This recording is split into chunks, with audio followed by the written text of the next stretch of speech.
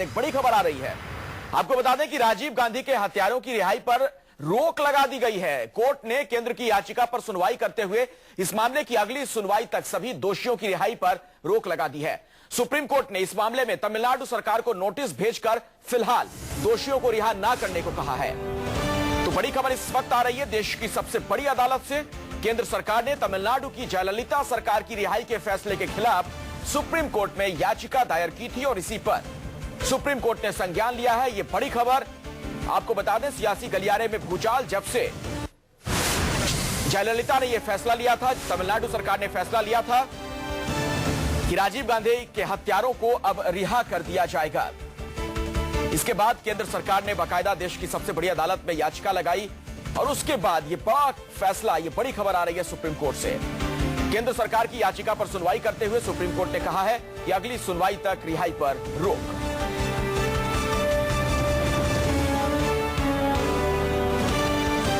एक बार फिर से आपको बता दें, इस वक्त की बड़ी खबर आ रही है सुप्रीम कोर्ट से। सुप्रीम कोर्ट ने राजीव गांधी के हत्यारों को छोड़ने के तमिलनाडु सरकार के फैसले पर फिलहाल रोक लगा दी है। अगले आदेश तक, अगली सुनवाई तक तमिलनाडु सरकार राजीव गांधी के हत्यारों को नहीं रिहा कर पाएगी, नहीं छोड़ पाएगी। पहले ही इन हत्यारों को, इन दोषियों को फांसी की सजा मिल चुकी है। उसके बाद इनकी सजा उम्र कैद में तब्दील की गई, जिसके बाद जयललिता ने, तमिलनाडु की मुख्यमंत्री ने एक बड़ा फैसला लिया था।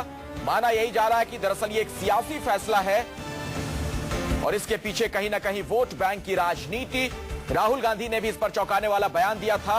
उन्होंने तो यहां तक कह दिया था कि इस देश में अगर पीएम को इंसाफ नहीं मिल रहा तो आम आदमी की क्या बिसात। हालांकि इस पर कई सवाल भी खड़े हुए। सवाल ये खड़े हुए कि आखिर जब सुप्रीम कोर्ट से फांसी की सजा इन्हें मिल गई थी तो क्यों आखिर केंद्र की सरकार दया याचिका पर कुंडली मारकर बैठी रही।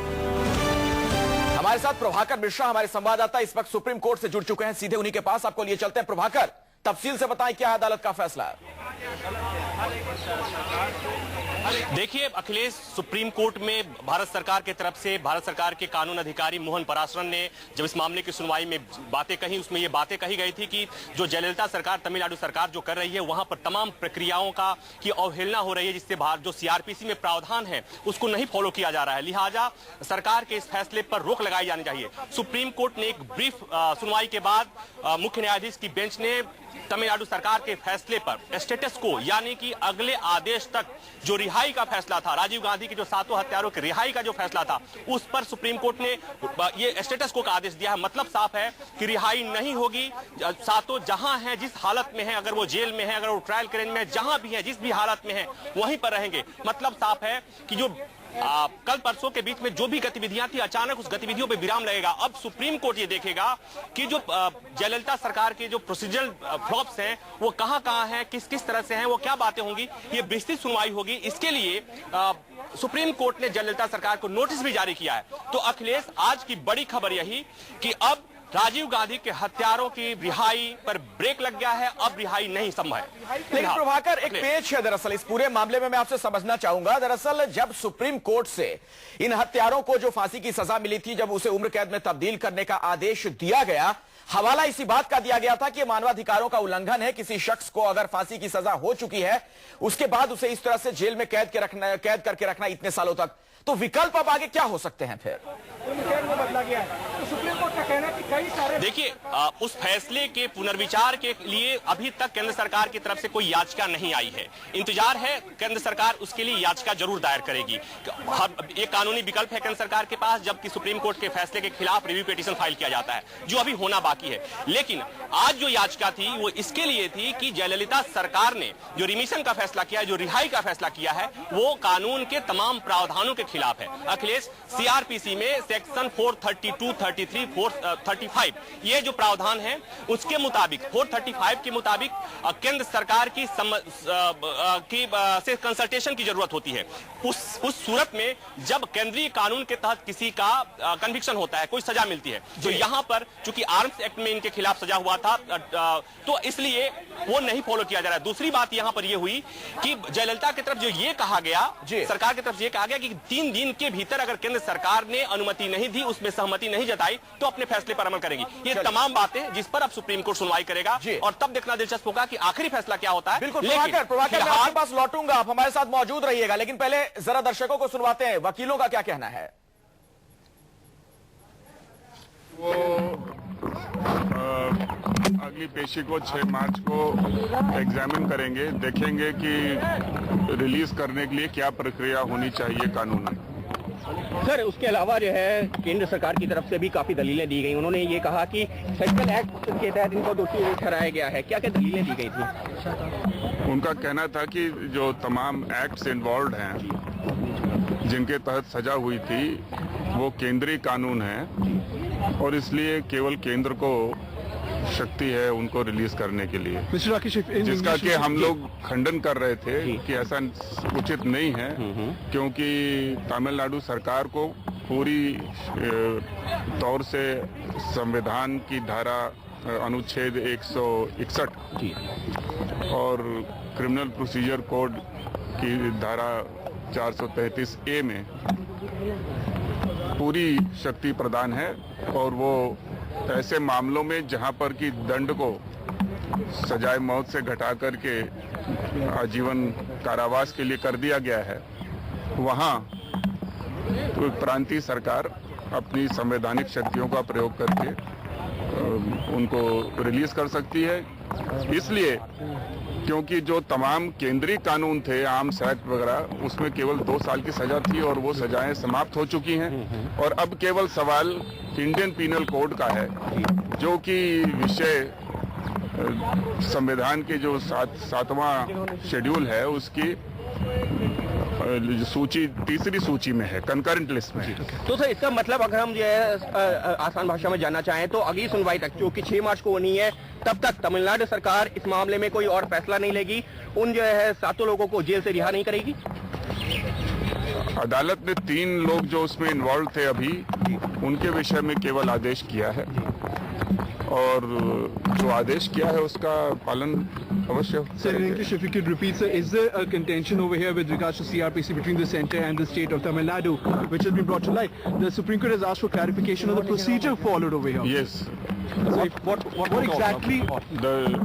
The dispute between the central government and the state government is with regard to who is empowered to release these persons after commutation to life. Okay.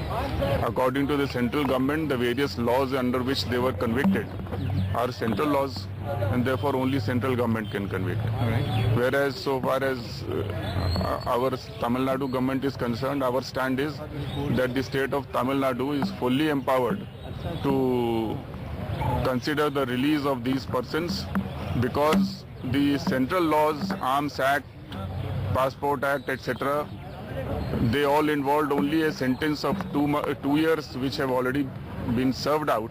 So today the only question is of Indian Penal Code, and which subject matter is now only under entry 1 of list 3 of 7 schedule of the Constitution. Sir, 1 point, all the 7 will not be released, or only 3? There is a little...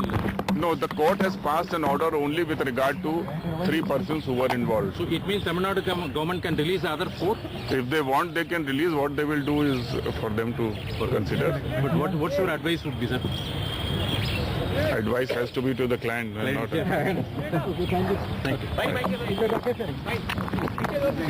तो आपने सुना, राकेश द्विवेदी तमिलनाडु सरकार के वकील हैं और एक अहम बात जो इन्होंने कही कि ये जो सुप्रीम कोर्ट का फैसला है ये 7 दोषियों के लिए नहीं है, बल्कि सिर्फ 3 के लिए, वो 3 जिनकी फांसी की सजा को उम्र कैद की सजा में तब्दील किया गया था, उनसे मुतल्लिक ये फैसला है। तो ये एक बड़ी खबर है। उधर कांग्रेस के सांसद और केंद्रीय गृह राज्य मंत्री आरपीएन सिंह ने भी तमिलनाडु सरकार के फैसले की आलोचना की है। न्यूज 24 संवाददाता शिवांग माथुर से खास बातचीत में उन्होंने कहा कि जयललिता सरकार का रिहाई का फैसला सही नहीं है, सरकार कोर्ट में इस फैसले का पूरी ताकत के साथ विरोध करेगी। राजीव गांधी के हत्यारों को जो छोड़ने का फैसला किया है जयललिता ने, उस पर बात करने के लिए हमारे साथ मौजूद है राज्य मंत्री आरपीएन सिंह। सर, जो फैसला किया है, पॉलिटिक्स इस पे की जा रही है या फिर जो ये भी आप पे आरोप लगा सरकार पे कि 11 साल से आपकी सरकार थी, क्यों उस पर कार्रवाई नहीं? नहीं, देखिए, ये तो राजनीति के लिए उनको रिहा करने की बात की है। उसके खिलाफ, इस निंदनीय फैसला के खिलाफ हमने हाई कोर्ट, सुप्रीम कोर्ट में प्लेंट दाखिल किया है और उस प्लेंट को सुप्रीम कोर्ट ने एक्सेप्ट भी कर लिया है। जब तक वो वर्डिक्ट नहीं आता है, उस पर मैं कोई टिप्पणी नहीं करना चाहूंगा। कल राहुल गांधी ने बोला कि जब एक प्रधानमंत्री के जो मर्डर्स हैं उनको सजा नहीं मिल सकती तो आम जनता का क्या होगा। लेकिन विपक्ष ने यह भी आरोप लगाया है कि 11 साल से ये मैटर पेंडिंग रखा हुआ है, राष्ट्रपति के पास था, क्यों इस पर कार्रवाई नहीं? वो था जहां तक उनको फांसी देने की बात थी, उनको रिहा करने की बात नहीं थी। मर्सी पिटीशन फांसी के खिलाफ होती है, रिहा करने की बात नहीं होती है। तो उनको वहां फांसी देने की बात की गई थी और गृह मंत्रालय मर्सी पिटीशन एक्सेप्ट नहीं करता है। आगे किस तरीके से इस पर कार्रवाई कर सकती है सरकार? मैंने आपको कहा कि ऑलरेडी हमने प्लेंट दाखिल कर दिया है, सुप्रीम कोर्ट ने उस प्लेंट को एक्सेप्ट कर लिया है। उस पर जो फैसला सुप्रीम कोर्ट का आएगा तब हम आगे निर्णय लेंगे। सीधे तौर पे जिस तरीके की राजनीति जयललिता कर रही है, आने वाले समय में लोकसभा इलेक्शंस के अंदर कितना फायदा पहुंचाएगा ये राज्य सरकारों को और कांग्रेस को इससे कितना नुकसान होगा, ये आने वाला वक्त ही तय करेगा। कैमरामैन दीपक शर्मा के साथ शिवांग माथुर, न्यूज़ 24 दिल्ली। गृह राज्य मंत्री आरपीएन सिंह को आपने सुना। हालांकि आपको यह बता दें कि कुछ देर पहले दिया गया यह आरपीएन सिंह का बयान था। खबर आगे बढ़ चुकी है, सुप्रीम कोर्ट से एक बड़ा फैसला आ गया है और उस फैसले के मुताबिक फिलहाल जब तक अगली सुनवाई नहीं होती है, 3 जो दोषी थे इस मामले में, उनकी जो सजा है उसको फिलहाल स्टे किया गया, यानी कि उनकी रिहाई का जो फैसला तमिलनाडु सरकार ने लिया था उसे रोका गया। प्रभाकर हमारे साथ, हमारे सहयोगी इस वक्त जुड़ चुके हैं सुप्रीम कोर्ट से। प्रभाकर, थोड़ा सा पेच है, मामला उलझा हुआ लग रहा है, जरा समझाइए। 7 को की रिहाई पर फिलहाल रोक नहीं लगी है, सिर्फ 3 की रिहाई पर। देखिए अखिलेश, तमिलनाडु सरकार के वकील जो राकेश द्विवेदी बता रहे हैं कि 3 लोगों के, चूंकि मामला सुप्रीम कोर्ट में जो ये मामला था जिसके बाद से पूरा बवाल मचा, वो 3 लोगों से जुड़ा हुआ मामला था, लिहाजा आदेश उसको लेकर है। लेकिन सुप्रीम कोर्ट ने जब स्टेटस को किया और इन्हीं तीनों की बात हो रही थी, तो अब जैसा कि मेरा जो अनुभव बता रहा है कि ये 3 ही नहीं 7 लोगों की रिहाई पर ब्रेक लगेगा। ये ऐसा नहीं हो सकता कि 3 को करे और 4 को करे और 3 की नहीं करे। दूसरी बात कि जहां तक प्रोसीजरल फ्लॉप की बात, फ्लिप फ्लॉप की बात हो रही थी अखिलेश, जो इन्होंने बात, राकेश द्विवेदी का जो तर्क था, इन्होंने तमिलनाडु सरकार की तरफ से सुप्रीम कोर्ट के सामने कहा गया कि राज्य सरकार की शक्तियां हैं, संविधान में राज्यपाल की शक्तियां हैं अनुच्छेद 161 में, और कहीं भी उसका वायलेशन नहीं हुआ है और कहीं भी उस पर हस्तक्षेप नहीं होना चाहिए। मुख्य न्यायाधीश सथाशिवम ने यह कहा कि सुप्रीम कोर्ट किसी भी केंद्र या राज्य सरकार की शक्ति में हस्तक्षेप नहीं कर रहा है, लेकिन अगर किसी तरह की प्रक्रिया में कोई गड़बड़ी हुई है तो उसे सुप्रीम कोर्ट उसकी जांच करेगा और लिहाजा इसी के लिए सुप्रीम कोर्ट ने स्टेटस को का आदेश दिया है। मतलब साफ है कि राजीव के हत्यारों, जो अभी तमिलनाडु सरकार के वकील के मुताबिक 3 हत्यारों की रिहाई पर सुप्रीम कोर्ट ने रोक लगा दी है। लेकिन राजनीति जो पहले थी अखिलेश, आपने देखा जो 2 दिन पहले से राजनीति हो रही थी, अब उम्मीद यही की जाएगी कि राजनीति अब तब तक चलेगी इस मसले को लेकर जब तक सुप्रीम कोर्ट का आखिरी फैसला नहीं आता है। अखिलेश, प्रभाकर, आपकी बात हुई होगी इस दौरान कई कानूनविदों से, कानून के जानकारों से। इसमें जो केंद्र सरकार की दलील है, उनका कहना है कि जो दोषी है उन्हें सजा मिली तो वो केंद्रीय एक्ट की तरह, केंद्रीय जो कानून है उसके तहत, इसलिए राज्य सरकार को रिहाई का हक नहीं है, उन्हें अधिकार नहीं है। इस पर क्या कह रहे हैं लोग? इस दलील में कितना दम नजर आता है?